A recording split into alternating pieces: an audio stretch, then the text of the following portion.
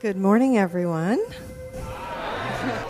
Everyone ready for another exciting blast into the cosmos? Were you here last night? A lot of you here last night? Yeah? I know. Wasn't that awesome? Isn't that amazing how he can just download that information and it comes flowing through him? You ever hear an or a pause or a... It's just absolutely incredible, isn't it? What did you do?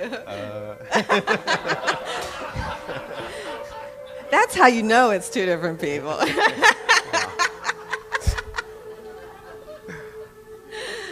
So anyway, we're so glad to have you all here again, and welcome to all the people in the teleconference. We have people here from Israel, Belgium, Turkey, Switzerland, Australia, all different parts of the world. Germany, Europe, Japan. Right, yeah. It's like San Diego. San Diego. A truly foreign country. It's a pilgrimage, So anyway, yeah, it's just great to have everyone here, and of course our ET friends that are joining us and helping to make this a true galactic event. So today's topic, this morning, Bashar is going to be talking about being a whole person. So if you left any of your parts somewhere else, be prepared to regroup and remember them.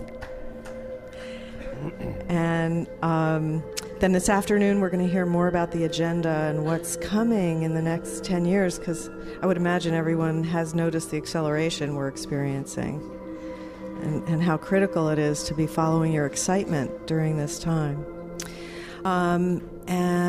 The last thing, I had a number of people that were asking me about the whale trip. And so I'm just going to tell you just a few minutes about that. When this happens 80 miles out to sea, off the shore of the Dominican Republic. It's on a live-aboard boat, which is it's a huge boat. So you actually have a real bed and everything like that. And you spend, it's about 5 to 7 days where you're living aboard the boat, and then every morning you go out and we look for whales. And then we do what's called a soft in-water encounter, where we get in the water, we don't swim with them, we float on the surface, and we just hang with the whales. And eventually what happens a lot of times is they get closer and closer, and sometimes the moms will actually use us as babysitters for her babies. And the baby will come over and swim over and flop over on its back and look at us. They look at us like little wild horses, like, wow, what are you, It's just incredible to be looked at by a whale, because they are about 40 feet long, so it's kind of like a bus, So anyway, so those that are interested, just go ahead and email me, and we'll see what we can put together for February of next year. So thank you all again for coming, and I'm going to go ahead and turn it over to Darryl and Bashar, and just thank you both for being incredibly talented. Oh, shucks. And, just having this wonderful ability that is helping to bring so much light to our planet. So thank you, Darryl and Bashar. Thank you. Thank you all for making it possible.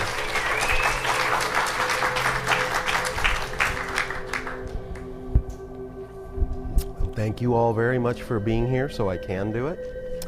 And have a good time. I'll see you later. Bye-bye.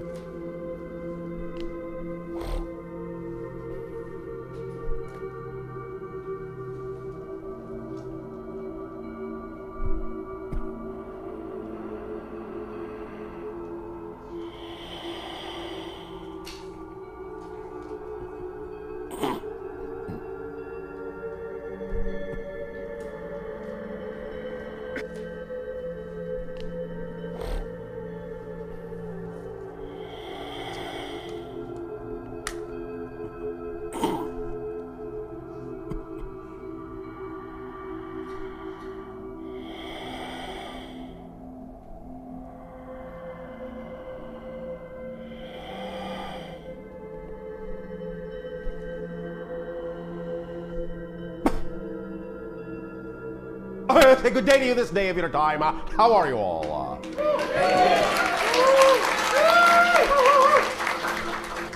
We will take that as an okay.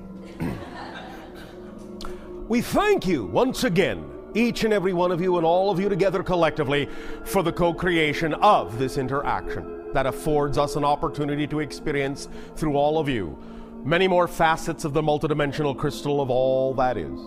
So we thank you for expanding our awareness of all the different ways that creation can express itself. Let us begin with the understanding and the idea and the sharing that has to do with the relationship between physical mind and higher mind, functioning as a whole person. Now, each and every one of you made a choice to experience physical reality, to live a physical life. When that choice is made from spirit, from the non-physical level, what you do, generally speaking, whether it be in full consciousness or automatically, is you'll begin to lay out a foundation in what might be referred to as a template level reality. A frequency, a domain of reality just above physical reality, what some might refer to as a lower astral realm. In this template reality, energy, vibrations are somewhat slower than the idea of higher spiritual realms, but not quite as slow, not quite as dense as physiological reality. Nevertheless, it's close enough so that it can be used as a template to set up certain scenarios to play out, to blueprint certain scenarios that will be experienced in the physical reality to come.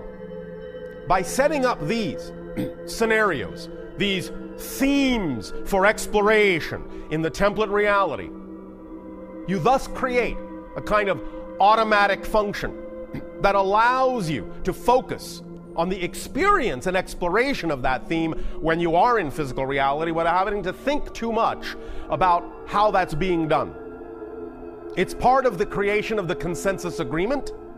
That happens in the template level reality, where you all agree to create certain similar circumstances, certain similar conditions by which you will all experience physical reality. It's the level on which you all generally agree to the general rules by which you will play the physical reality game. Once then that has been established in template fashion and set into place, your consciousness then, in a sense, passes through that template on its way to physical reality, on its way to crystallizing yourself into physical materiality, bonding with the idea of the physical body, consolidating down to that focus. And by passing through that template level, you take on the attributes of the general agreed upon reality. You start to imbue yourself and infuse your consciousness with a structure. You crystallize a particular structure that is representative of that reality in which you will have an experience. A similar analogy would be to you that you are deciding to go deep sea diving, and you must then prepare by putting on the proper wetsuit, putting on the proper diving apparatus, and your breathing equipment. You prepare yourself for the environment into which you are about to plunge. Thus then, as you lower yourself, regulate your air, so on and so forth, become accustomed to the deeper pressure below the sea, so too, in a sense, do you become more accustomed by this crystallization process to the idea of the experience of physicalizing yourself and the limitations that go with that. Now, remember, even though this life, for most of you, is all about letting go of many of your limitations, many of them still serve a purpose. They still serve to keep you focused in physical reality. So just the concept itself of limitation is not inherently a negative one. What you do with that concept can be positive or negative. Nevertheless, getting back to the idea of this progression, as you thus then connect to the idea of the physical seed that is being born to create a bonding with the concept of a body, as you crystallize your spirit into that physicality, you actually aid and assist in the formation of that embryonic form, imbuing it with many of the crystallization ideas you have brought with you as spirit, and you work with that embryonic body in your mother's wombs to create the being, the personality structure that will best exemplify the themes that you chose to explore in the reality. While working in that sense with that embryonic structure, you will find that most of the template ideas, most of the thematic ideas that you will explore in physical reality, that you thus then crystallize into that embryonic body, are done on or after the 49th day of the existence of that embryo. Up to that point, the embryo structure does not have the capacity to lock in those template ideas, because what has not yet formed in the embryo is the necessary and essential and crucial pineal gland. Once the pineal gland exists, because it is in the brain the gateway and the doorway between higher and lower realities, it is necessary for it to be there in the embryo to function as the gland that incorporates those template ideas and thus then starts to arrange the idea of the neurology of the brain in such a manner and the cellular structure of the body in such a manner as to be conducive to the ideas and the themes that are being crystallized in that body. Once the embryonic form then is sufficiently organized to be a match for the frequencies that are representative of the kind of experiences and themes you have chosen to explore in physical reality, there then starts to become more and more and more a solid vibrational link between the idea of the physical form and the spirit form. Now, this will still be somewhat tenuous for quite some time. Even children that are born will have, generally speaking, anywhere from 3 to 7 years to decide if they actually wish to play out that physical life even longer, before the idea of the vibrational link between spirit and body becomes relatively cohesive and relatively unbreakable. But especially up to the age of 3, you will find that many spirits may have only wanted to experience a little tiny bit of physical reality, just want to, in a sense, get their so-called spiritual feet wet, but don't necessarily want to have a full lifespan.